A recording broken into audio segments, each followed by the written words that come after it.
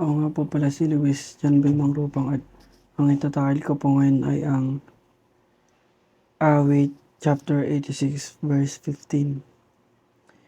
Ngunit ikaw, Panginoon, ay isang mahabagin at makapagbigay biyayang Diyos, mabagal sa pagkagalit, sagan sa pag-ibig at katapatan. Ang talatang ito ay nagpapaalala sa atin ng katangian ng Diyos at kung paano siya naugnay sa atin bilang kanyang mga anak. Una, ang Diyos ay mahabagin. Naunawaan niya ang ating mga kahinaan at paghihirap at laging handang aliwin at tulungan tayo. Siya ay hindi isang malayong Diyos na walang malasakit sa ating pasakit at pagdurusa. Ngunit isang mapagmahal na Ama na lubhang nagmamalasakit. Pangalawa, ang Diyos ay mapagbiyaya. Pinaabot niya ang kanyang awa at pagpapatawad sa atin kahit na hindi natin to karapat-dapat. Hindi niya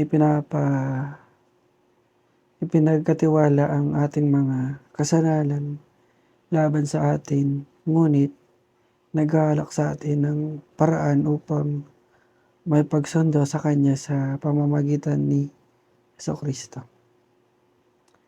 Pangatlo, ang Diyos ay mahaba ang pasensya. Hindi siya lumilipad sa hawak ng kaunting pag-uudyok, ngunit matiyagang naghihintay na bumaling tayo sa Kanya at humingi ng tulong sa Kanya.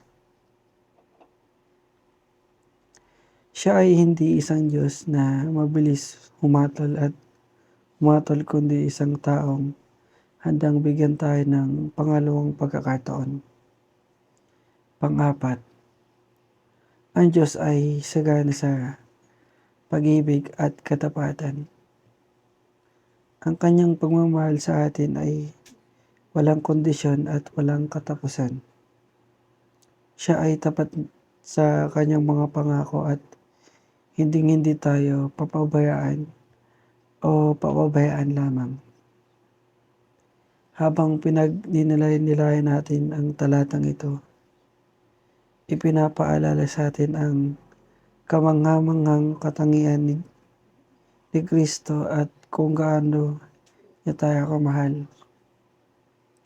Sikapin din nating tularan ang kanyang habag, biyaya, pasensya at pagmamahal sa ating mga sarili. Pagmamahal sa ating sariling buhay. Habang hinahangad natin na sunduin siya at paglingkuran ng iba. Yun po at maraming salamat.